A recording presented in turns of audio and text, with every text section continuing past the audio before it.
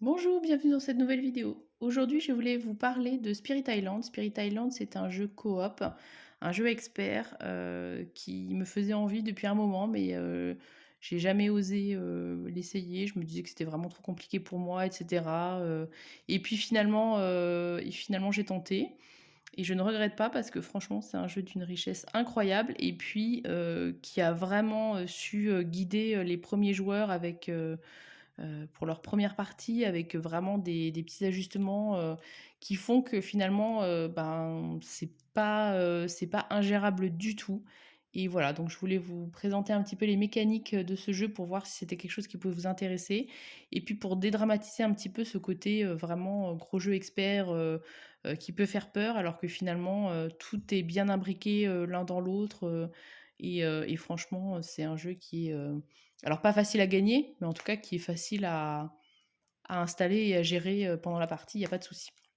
Donc un gros livret de règles, mais très bien illustré, avec beaucoup d'exemples. Donc déjà, c'est un premier point. Donc, on va faire une installation et puis je vous explique en même temps un petit peu les mécaniques du jeu et puis je ferai une autre vidéo pour une petite partie pour voir un petit peu ce que ça donne. Donc première chose, on va mettre des jetons ici qui sont des jetons de peur. Donc c'est 4 jetons par joueur. C'est écrit en haut. Donc c'est vraiment un truc qui est hyper bien fait aussi pour guider. Il y a plein de choses qui sont écrites sur les plateaux et qui sont lisibles et qui vous aident. Enfin voilà, c'est vraiment génial. Donc ça se met dans cette zone-là qui est la réserve de la peur. Et le principe, c'est que avec des actions, des effets de cartes ou en détruisant des villages et des villes, on va générer de la peur. On incarne des esprits et en fait, on veut chasser les envahisseurs de notre île. Et donc, le fait de leur faire peur, ça va faire qu'ils vont fuir. Donc, si je génère de la peur, eh bien, je vais transférer mes jetons ici dans cette partie qui s'appelle peur générée.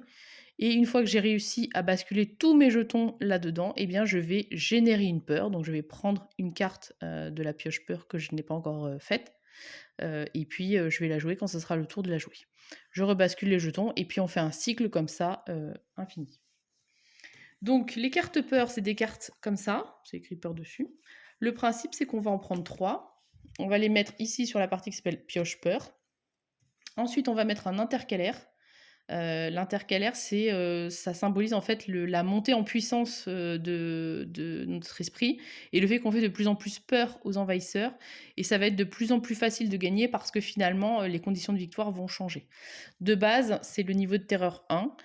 Pour gagner, il faut qu'il n'y ait plus personne sur l'île, plus d'envahisseurs, plus d'explorateurs, plus de cités, plus de villages, plus rien.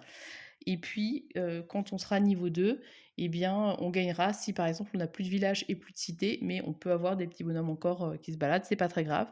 Niveau 3, eh bien là, ils ont tellement peur que à partir du moment où il n'y a plus de cité, même s'il reste un ou deux villages, ils s'en fichent, ils s'enfuient en courant et on a gagné. Donc 3 cartes, l'intercalaire, 3 cartes peur, l'intercalaire numéro 2, 3 cartes peur, et le paquet peur est constitué. Donc les autres, c'est pour la rejouabilité. On ne s'en servira pas pour cette partie. Donc le principe, c'est que quand je vais gagner une carte peur, donc en mettant mes jetons là-dedans, eh bien je vais la poser ici dans carte peur gagnée. Et puis quand ce sera le moment de faire les actions peur, eh bien je vais révéler la carte, faire l'effet qui est indiqué en fonction de mon niveau de terreur actuel. Donc ça peut avoir changé par rapport au moment où je l'ai gagnée. Et puis ensuite, je vais la mettre dans la défausse. Donc ça, cette mécanique de générer de la peur, c'est très important parce que à la fois les cartes peur peuvent nous aider, même si des fois ça tombe un petit peu à côté, mais en tout cas ça permet surtout aussi de changer les conditions de victoire et de les simplifier. Donc ça, cette partie-là, on a vu. Ici, vous avez un rappel du tour du jeu. Donc globalement, c'est hyper structuré. C'est phase des esprits, donc c'est nous qui jouons.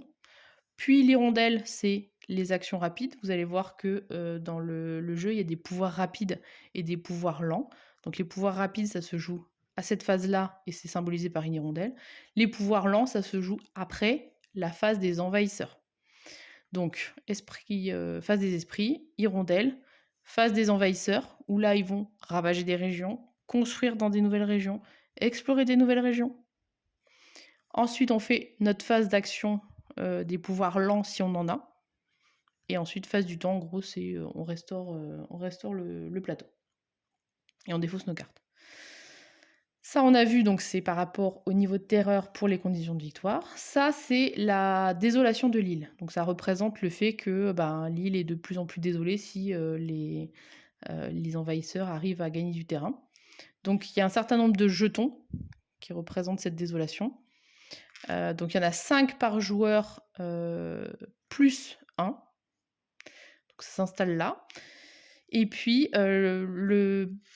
le truc, c'est que si on a perdu tous nos jetons de désolation, s'il n'y en a plus un seul, eh bien on a perdu la partie. Ça veut dire que les envahisseurs ont trop été un petit peu partout sur notre île. La dernière chose qu'on va faire, c'est la phase, la pioche d'exploration. Donc là, en fait, vous avez des petites cartes comme ça qui représentent les régions de notre île. Donc on va enlever une carte de chaque niveau, puisqu'il y a niveau 1, niveau 2, niveau 3. Voilà. Et donc on va faire une pioche qu'on va poser ici. Les autres cartes, on les enlève, c'est pour qu'il y ait un petit peu de surprise.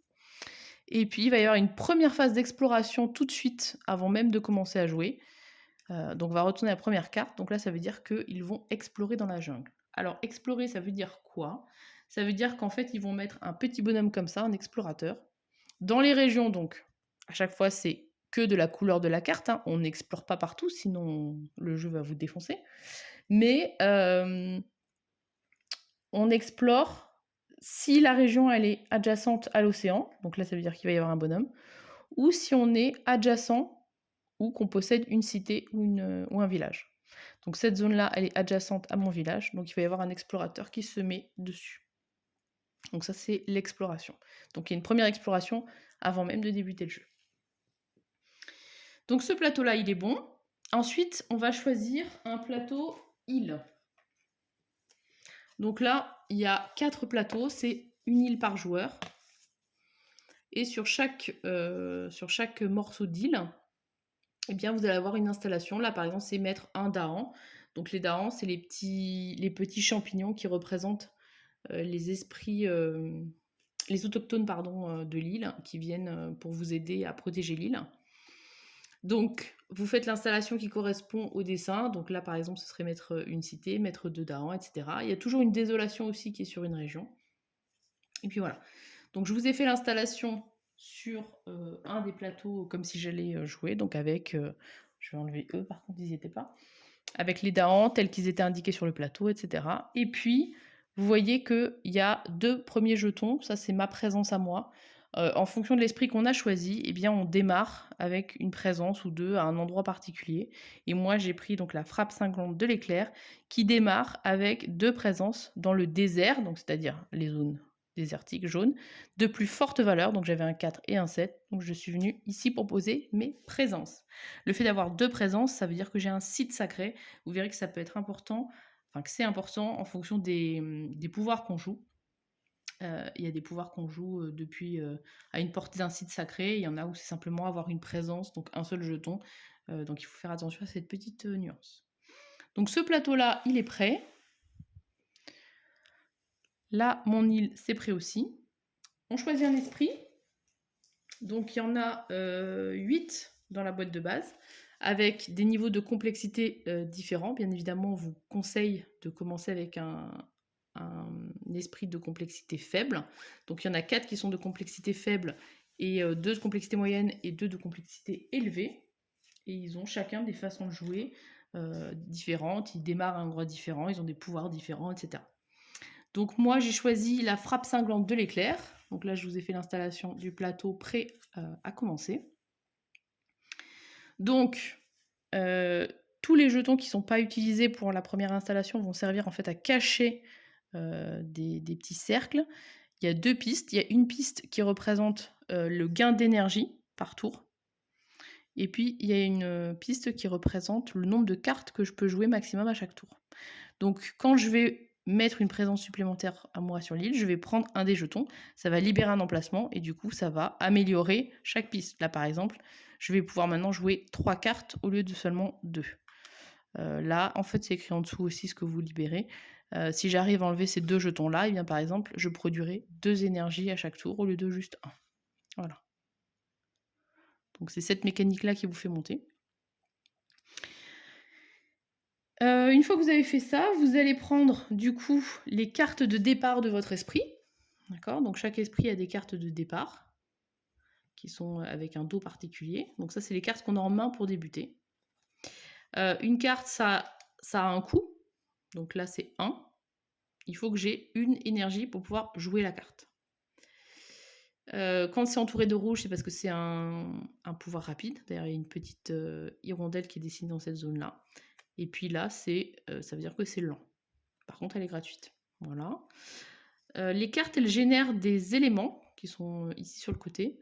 Ces éléments vont servir à activer votre pouvoir inné. Moi, par exemple, mon pouvoir inné, c'est si j'ai 3 soleils et 2 plumes, je peux détruire un village. C'est un pouvoir lent, c'est-à-dire que je le jouerai après la phase des envahisseurs.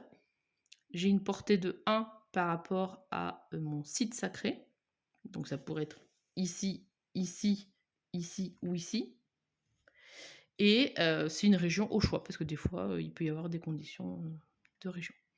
Donc ça veut dire que si j'arrive à jouer 3 cartes en même temps, donc pour l'instant c'est pas possible parce que je ne peux en jouer que 2, hein, mais on va dire j'ai débloqué ça, donc j'arrive à jouer 3 cartes en même temps. En plus des effets des cartes, je peux, si j'ai les symboles en quantité suffisante par rapport à ce qui est indiqué, jouer cet effet-là. Donc le fait d'avoir joué ces 3 cartes-là en même temps dans mon tour va faire que je vais pouvoir activer mon pouvoir inné, détruire un village. Donc c'est super intéressant et c'est pour ça que c'est bien de monter et d'avoir plus de cartes en même temps. Voilà. Un autre principe, c'est qu'on va pouvoir gagner des nouveaux pouvoirs. C'est logique, hein, pour pouvoir s'améliorer, sinon ce serait un petit peu compliqué. Donc il y a des pouvoirs mineurs et des pouvoirs majeurs, donc ils ont d'autres cartes différentes. Le principe, c'est que quand j'ai une action, enfin un effet qui me permet de gagner une carte pouvoir, eh bien, de base, je suis censée prendre 4 cartes, par exemple 4 cartes de pouvoir mineur. Je les regarde, j'en choisis une qui va aller dans ma main, et puis les autres, je les défausse. Le problème, c'est que les cartes, c'est des cartes qui sont en commun à tous les esprits, etc. Et que chaque esprit a un petit peu son style de jeu. Et donc, c'est hyper bien fait pour les parties avec les esprits de faible complexité, donc pour les débutants.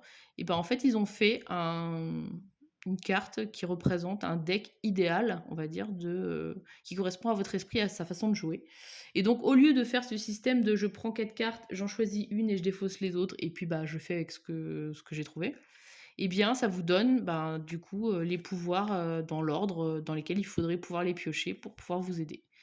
Donc ça, vous avez cette fiche-là sur les 4 esprits de faible complexité. Et c'est franchement super, du coup, pour démarrer en fait la partie et puis ne pas être tout le temps en train de chercher quel pouvoir va pouvoir se combiner avec quel pouvoir, etc.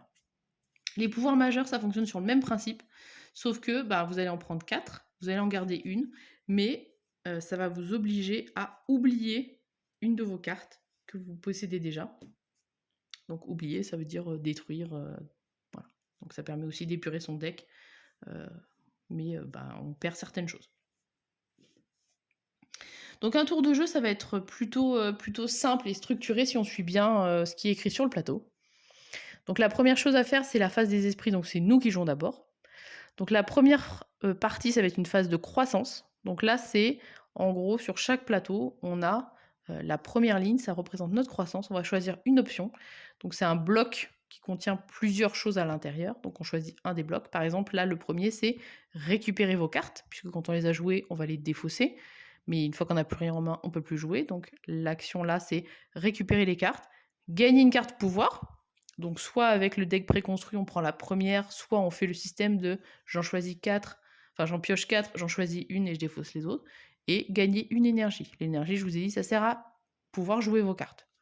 Soit je choisis la deuxième option, d'ailleurs c'est marqué choisissez une option, et il y a un trait entre les deux, enfin entre les 3 options, ça va être d'ajouter 2 présences. Donc là, je prends 2 jetons et puis je les place sur l'île. Et de ce fait, je libère des emplacements qui améliorent soit mon gain d'énergie, soit le nombre de cartes que je peux jouer. Donc évidemment, on les prend où on veut et on commence de gauche à droite, logique. Soit cette option-là, ça va ajouter une présence et gagner 3 énergies. Une fois que j'ai fait ça, je vais faire mon gain d'énergie. Donc là, je vais gagner à chaque tour le chiffre qui est inscrit par rapport aux présences que j'ai pu libérer ou pas. Donc de base, j'en ai 1. Si j'en ai enlevé 2 parce que j'ai choisi d'ajouter des présences sur un site ailleurs, et par exemple là, je gagnerai 2 énergies. Donc je gagne mon énergie. Et ensuite, je vais pouvoir choisir parmi les cartes que j'ai en main, les cartes que je vais jouer. Donc sachant que là, par exemple, je ne peux jouer que 2 cartes à la fois. Si j'ai posé une présence et que du coup j'ai libéré l'emplacement, là par exemple, je pourrais jouer 3 cartes en même temps. Donc je regarde les cartes que j'ai en main. Évidemment, il faut que je puisse payer leur coût. D'accord? 1 énergie, 2 énergies.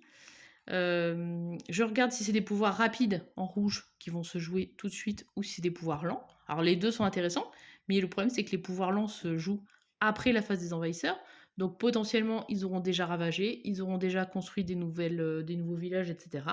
Alors que si j'attaque avant eux, bah forcément ça fait pas le même effet. Donc ça c'est à voir. Une fois que j'ai sélectionné mes cartes et que je les ai payées, je vais faire donc l'hirondelle, c'est-à-dire justement toutes les cartes qui sont des cartes d'action rapide. Alors faites attention aussi aux règles spéciales de votre esprit, qui sont censées vous aider. Moi par exemple, la frappe cinglante de l'éclair, son pouvoir c'est que pour chaque plume donc, qui est indiquée ici sur la carte, je peux transformer un pouvoir lent, donc un pouvoir tortue, en pouvoir rapide. Donc voilà, pensez à bien utiliser votre pouvoir au maximum. Une fois que j'ai joué mes cartes, du coup, en action rapide, je vais faire la phase des envahisseurs. Donc la phase des envahisseurs, c'est d'abord désolation de l'île. Donc si vous jouez 100 cartes désolation île, il ne se passe rien de spécial. Par contre, si vous jouez en mode un petit peu plus avancé, on va dire, eh bien vous avez des cartes comme ça, avec un côté île luxuriante et il y a des jetons dessus. Et puis quand vous avez enlevé tous les jetons de ce côté-là, vous tournez et maintenant l'île est désolée et vous avez un effet supplémentaire qui se fait. Donc ça c'est ce qui s'appelle désolation de l'île. Ensuite peur, donc si j'ai gagné une carte peur en transférant mes jetons, en détruisant des villages, etc., c'est à ce moment-là que je vais révéler la carte et je vais faire son effet. C'est pas au moment où je la gagne, c'est à ce moment-là. Et donc là, je lis en fonction du niveau de terreur où je suis et je fais l'effet qui est indiqué sur la carte et après je peux la défausser. Ensuite, les envahisseurs vont ravager, donc c'est-à-dire que s'il y a une carte ici, il y a un système en fait de glissement des cartes au fur et à mesure. Donc là, par exemple, si on était dans cette configuration-là, on va dire qu'on était au tour 2, 3. Ils vont d'abord faire l'action de ravager dans les jungles. Donc là, il n'est pas présent, il ne va rien se passer. Là-bas, par contre, il y a une cité. Cité, c'est 3 maisons, donc 3 dégâts. Eh bien, cette région-là va être ravagée. Et à partir où il y a plus que 2 dégâts, enfin 2 ou plus, dégâts, donc 2, 3, 4, etc., eh bien, on va devoir mettre un jeton désolation sur la région en question. Donc c'est comme ça que les jetons désolation, vous les perdez et c'est une défaite si vous n'en avez plus sur votre plateau. En plus de ça, mon Dahan, lui, il a 2 points de vie, donc l'autre, il a attaqué de 3, donc il va être mort, donc il va être retiré du jeu. Par contre, si c'était un petit envahisseur tout mignon qu'il avait attaqué, l'envahisseur, il ne fait que 1 dégât, donc le Dahan, vu qu'il a 2 vies, il serait juste blessé. Il faut savoir que les Dahans, quand ils sont blessés, ils contre-attaquent. Et derrière, il aurait tué l'explorateur qui, lui, n'a que 1 point de vie. Voilà. Une fois qu'ils ont fait leur action de ravager, ils construisent. Donc, dans la région de la couleur. Donc là, par exemple, ici et ici. S'ils ne sont pas présents, bien évidemment, ils ne construisent pas. Donc, voilà. Et ensuite, dernière chose, on tourne une nouvelle carte exploration. Et donc là, ça veut dire qu'ils vont explorer dans la montagne. Donc explorer, c'est mettre un petit bonhomme comme ça, un explorateur. Donc on regarde les régions concernées, donc les régions montagne. Encore une fois, ce n'est pas toutes les régions, c'est les régions concernées. Et on va mettre un bonhomme si la région est adjacente à une case d'une ville ou d'une cité. Voilà, c'est entre les deux. Là, c'est pareil. Et également si on est adjacent à l'océan, puisque thématiquement, on va dire que il peut y avoir des nouveaux explorateurs qui arrivent par l'océan. Et voilà, et une fois que c'est fini, et du coup, on décale toutes les cartes. Et donc, on sait qu'au tour prochain, ils vont ravager dans la région Fange, ils vont construire dans la montagne, à condition d'être encore présent, c'est-à-dire que si au tour prochain, j'arrive à dégommer cet explorateur-là et qu'il disparaisse, forcément, ils ne vont pas faire de construction dans cette zone-là, et par contre, ils construiront ici. Et l'exploration suivante, là par contre, elle est inconnue. Dernière partie, c'est la tortue, donc c'est là où on peut faire nos actions lentes si on en a. Et puis ensuite, c'est la phase de temps. Phase de temps, bah, c'est on défausse nos cartes qui ont été jouées. S'il y a des Daans qui sont blessés ou des villes qui ont été, un petit peu touchées, mais qui sont pas complètement détruites, eh bien tout le monde, se régénère pendant la phase de temps et on est parti pour une nouvelle manche. Et donc on revient, phase des esprits, les actions, phase des envahisseurs, et cetera, et cetera. Donc vous voyez que les tours s'enchaînent. Ce qui est compliqué, c'est de gérer, bah, du coup, la progression des envahisseurs sur le plateau. Il faut vraiment faire attention à, cet enchaînement-là et à essayer de les contraindre, au maximum. De bien utiliser ces actions pour, faire des dégâts, mais à l'endroit qui va le plus craindre, au tour prochain et donc là, il faut anticiper le puisque les cartes, en fait, à chaque fois, elles défilent comme ça, vous savez que, bah, s'ils ont, là, par exemple, on sait que, bah, ils vont construire à ce tour-là et puis ils vont ravager aussi à cet endroit-là. On ne sait pas où est-ce qu'ils vont arriver, mais on sait que, par exemple, la jungle, c'est pas grave qu'il y ait une ville là parce que de toute façon, il va rien se passer pendant au moins 2 tours. Donc voilà, il faut vraiment jongler avec ça. Ce que je vous disais, c'est que, l'aide au démarrage est vraiment, vraiment bien prise en compte parce que, bah, le fait d'avoir des esprits avec des niveaux de difficulté différents, plus le fait d'avoir des decks, préconstruits avec cette carte-là qui vous dit quel pouvoir utiliser, c'est franchement, voilà, ça vous aide à rentrer dedans, c'est super bien fait. Après progressivement, bah, vous pouvez rajouter une carte désolation là, vous pouvez prendre des esprits avec des niveaux de complexité plus importantes, vous pouvez, rajouter il y a des scénarios, il y a des adversaires, donc voilà, vous avez, une difficulté qui peut aller vraiment crescendo. Sachant que c'est quand même aussi dépendant du tirage, des régions, de la carte que vous avez sélectionnée, qui correspond ou pas, enfin, par rapport au moment où, vous piochez vos cartes, ça peut être plus ou moins péjoratif, suivant, la carte que vous avez et les présences qui sont déjà présentes. Donc voilà, il y a vraiment plein de rejouabilité dans ce jeu, c'est vraiment incroyable.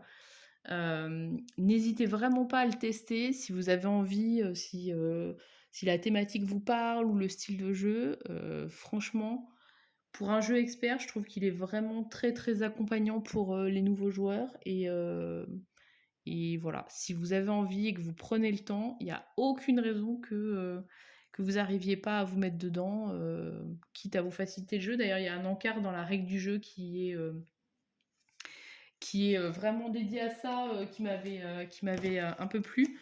Il y a par exemple, bah, justement, si vous trouvez que c'est trop compliqué, bah, vous pouvez ne pas faire cette première phase d'exploration. Vous pouvez voilà, un petit peu moduler, moduler les règles.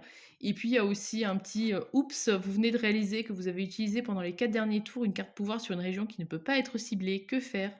La réponse est simple, restez zen. Notamment pendant vos premières parties, vous risquez de faire des erreurs. Elles ne changeront sûrement que peu de choses. Ça sera juste un brin plus simple ou difficile. L'essentiel, c'est de s'amuser et prenez en compte cette nouvelle règle pour la prochaine fois. Enfin, c'est évident, mais voilà, il y a et donc c'est vraiment l'esprit, je trouve, de ce jeu. C'est hyper modulable, c'est une richesse incroyable, il y a des extensions, qui rajoutent des nouveaux esprits et tout ça. Mais vraiment si ça vous tente, n'hésitez pas, sautez le pas, tentez et vous allez voir qu'il y a rien d'insurmontable et que c'est vraiment un jeu qui est, passionnant. Maintenant je vous dis à vous de jouer, à bientôt!